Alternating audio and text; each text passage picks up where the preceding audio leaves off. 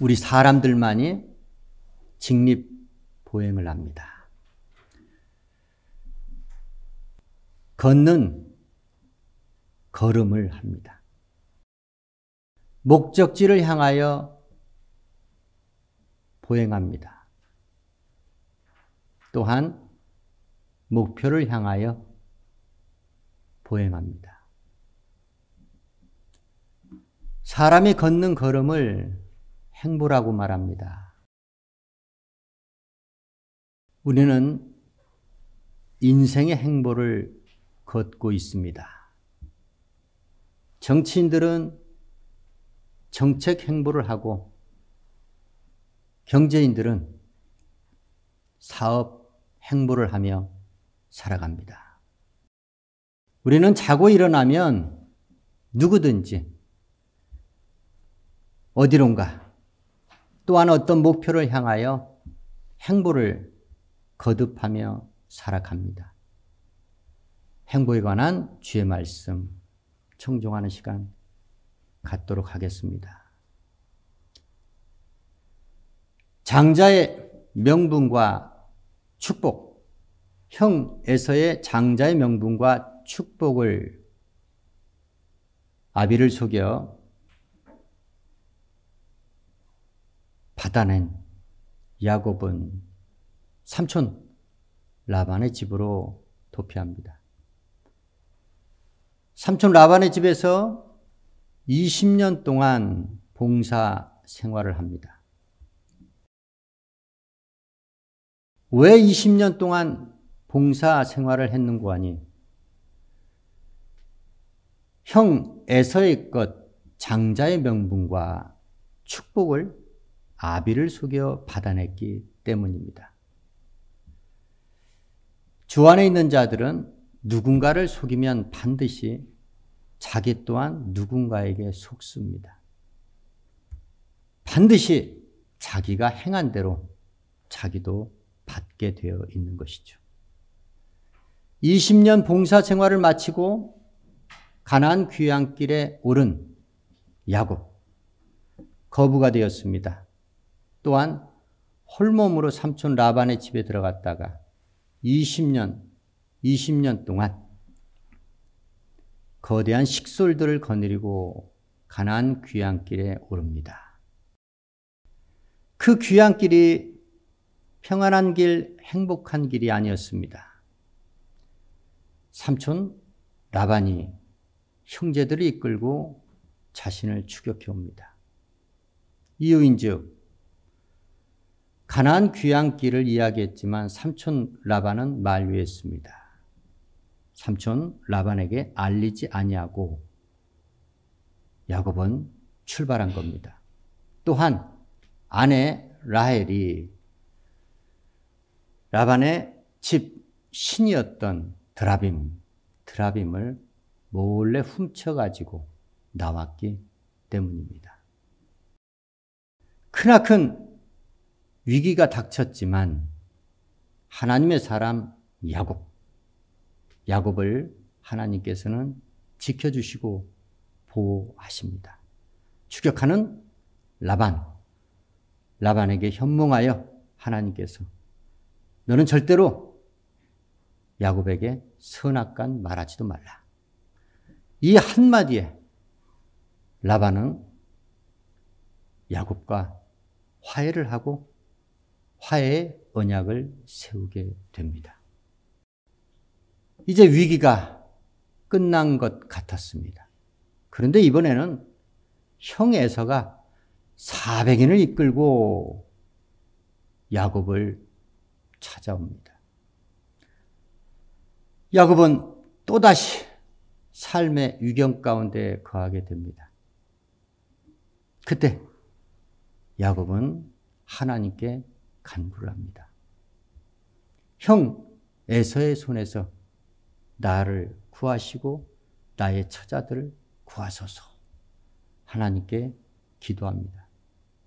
그렇습니다. 신앙인과 비신앙인의 차이는 여기에서 나타납니다. 위기가 찾아옵니다. 그러면 비신앙인은 반드시 누군가에게 도움을 청하러 사람을 찾아갑니다.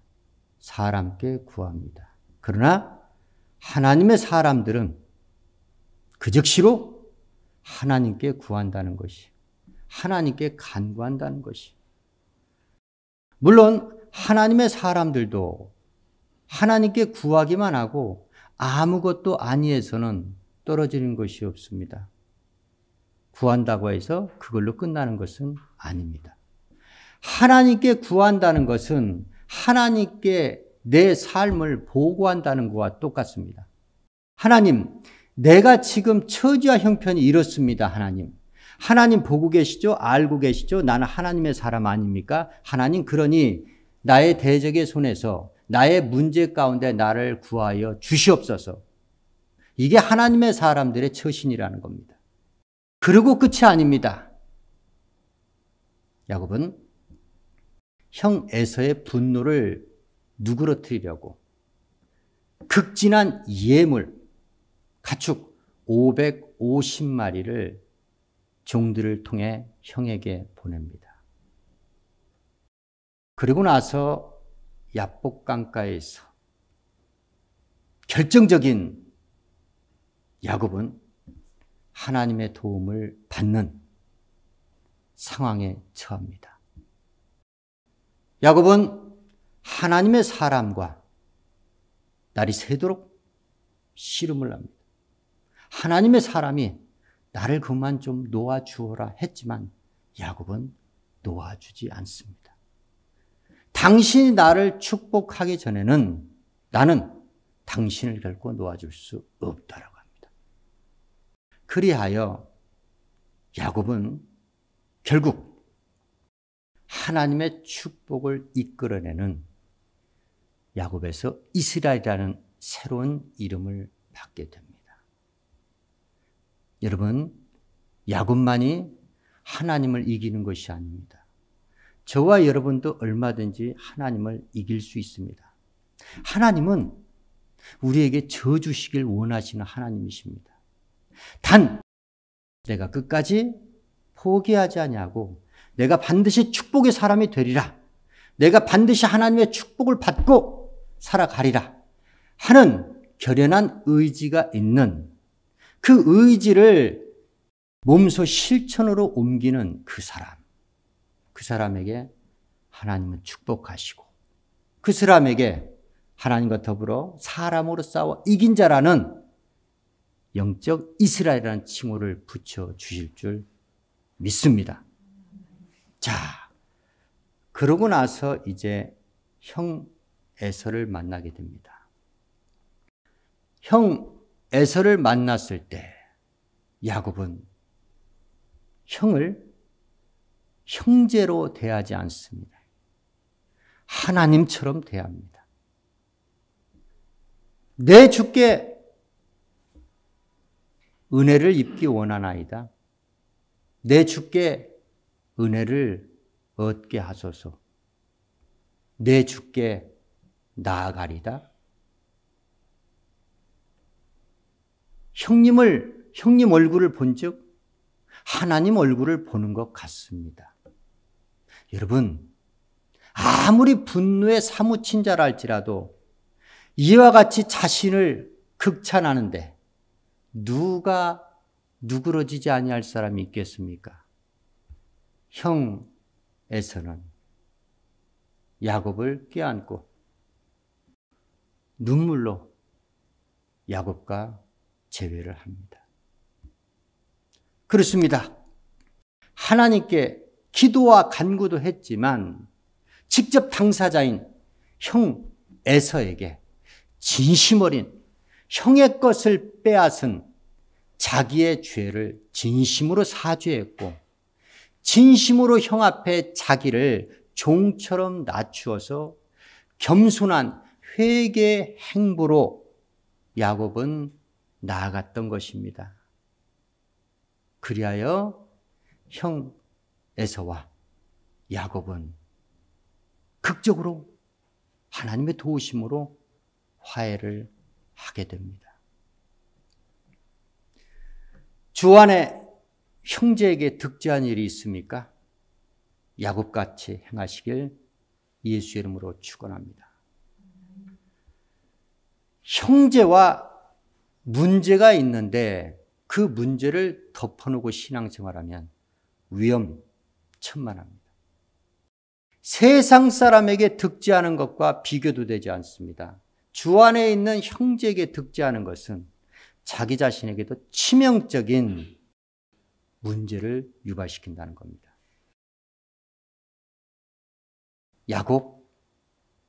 야곱은 위경 가운데 하나님을 찾았고 또한 하나님의 축복을 간구했고 또한 그 위경 가운데서 자기가 득지한 형 에서에게 진심으로 사죄하는 마음으로 겸손한 행보를 통하여 야곱은 평안을 되찾게 됩니다. 형 에서에게 말하죠. 자기를 에스코트 하겠다는 형의 청을 만류하고 나는 이제 평안을 되찾았으니 나는 자식을 따라 짐승을 따라 천천히 행보하겠습니다. 이제 빠르게 서두를 일이 없다는 것이죠. 사랑하는 성도 여러분, 무언가 쫓겨 살고 있습니까? 무슨 문제 때문에 여러분 불안정한 삶을 살고 있습니까? 여러분의 행보가 안정을 찾아야 됩니다.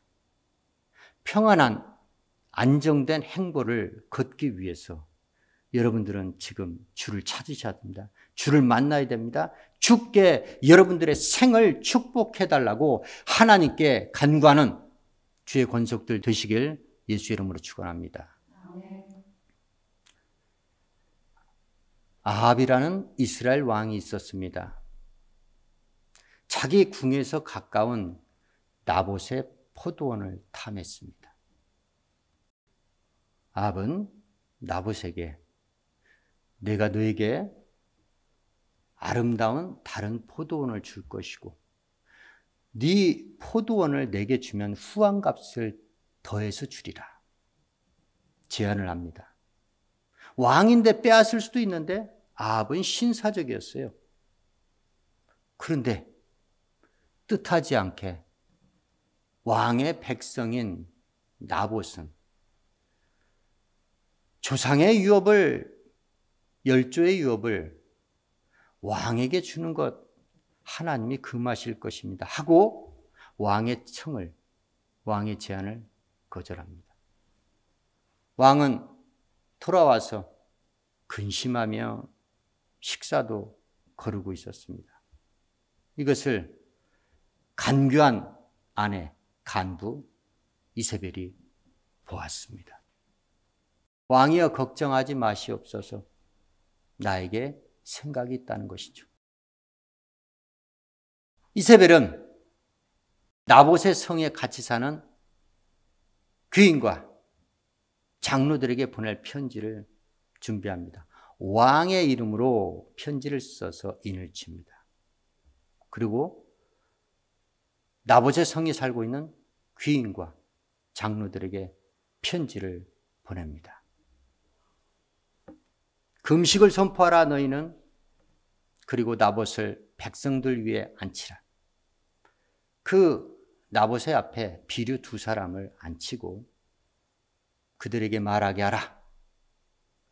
네가 왕을 저주하고 하나님을 저주했다라.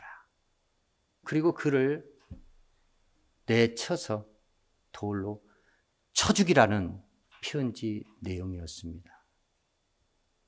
나봇의 성이 살고 있는 귀인과 장로들은 그 이세벨의 명령대로 그대로 준행을 합니다. 나봇은 무고한 죽음을 당하게 됩니다.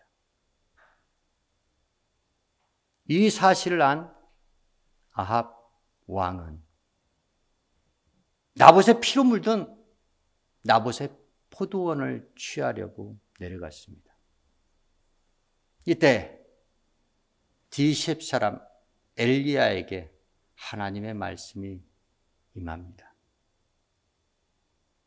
네가 죽이고 빼앗았느냐? 나봇의 피를 개가 핥듯이 네 피를 개들이 핥을 것이다. 준엄한 하나님의 심판의 경고의 말씀을 엘리야를 통해서 들은 아합은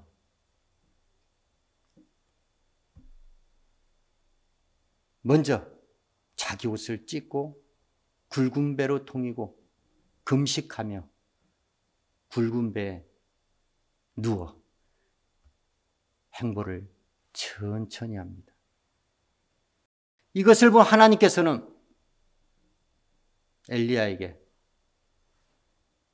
말씀하시기를, 아합, 너의 겸손한 행보를 보고 내가 너에게 재앙은 내리지 않겠다. 그러나 네 아들 아베제를 답습하는 네 아들 요람에게 그 재앙을 내리겠다 하십니다. 가증한 우상 숭배의 죄 또한 무고한 사람을 죽이고 그 사람의 소유를 강탈한 죄, 이 죄로 아합은 마땅히 죽어 마땅했으나 재앙을 받기에 합당했으나 그는 재앙에서 하나님의 심판에서 모면을 했다는 것입니다. 무엇 때문에?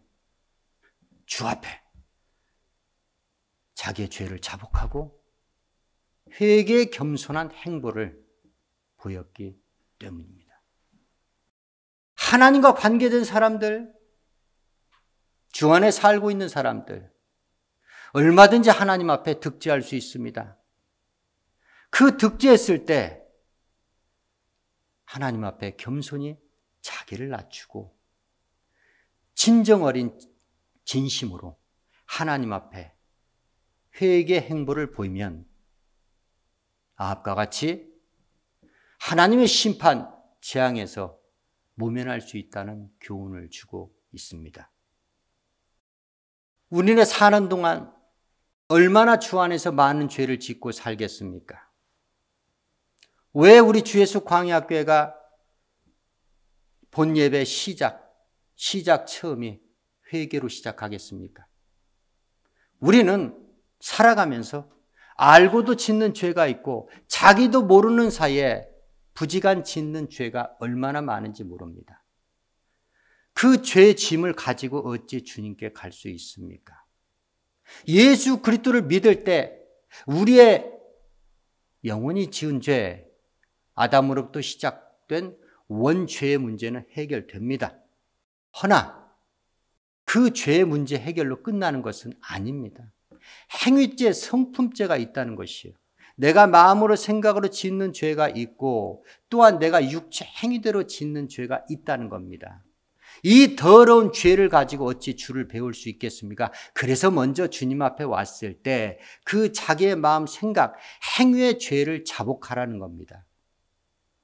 그리스도의 보혈의 공로에 힘입어 죄 없이 함을 받으라는 겁니다. 시편 기자가 우리 가운데 증가합니다.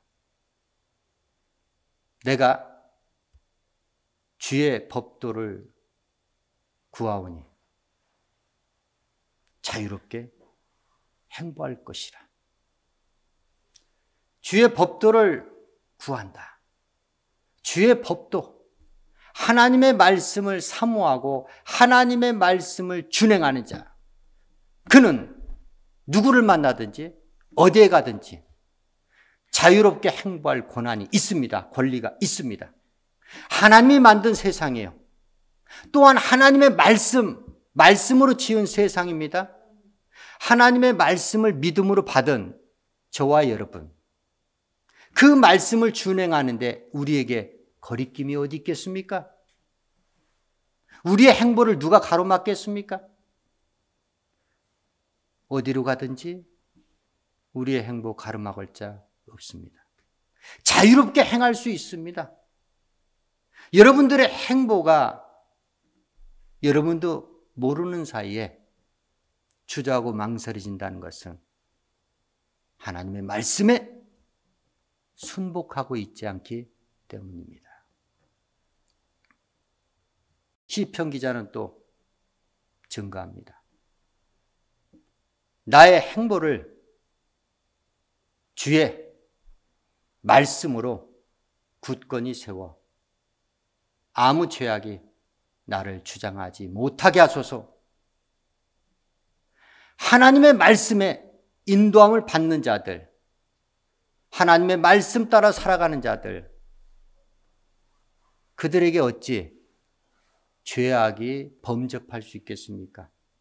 그들이 어찌 하나님 앞에 죄를 짓고 살아갈 수 있겠습니까? 오늘 말씀이 주는 교훈이 무엇입니까? 우리는 하나님 앞에, 사람 앞에 얼마든지 득죄할 수 있는 연약한 인생들입니다. 저 여러분 생애 가운데 오직 주의 말씀으로 우리의 행보를 굳건히 하며 그리하여 아무 죄악이라도 우리를 주장하지 못하게 하기를 예수 이름으로 축원합니다. 우리는 오직 주의 법도, 주의 말씀을 구하며 누구를 만나든지 어디를 가든지 무슨 일을 하든지 주 안에서 진리가 너희를 자유케 하리라. 진리의 말씀 안에서 자유로운 행보를 땅끝까지 누비며 살아가시길 예수 이름으로 축원합니다. 사람이든 하나님이든 주 안에서 득죄했을 때 언제 어느 때라도 먼저는 하나님께 위경 가운데 구해달라 기도와 간구하시고 또한 죄사함의 은혜 달라 구하시고 사람 앞에도 진심으로 진정 어린 사죄와 회개, 겸손한 행보를 통하여 주 안에서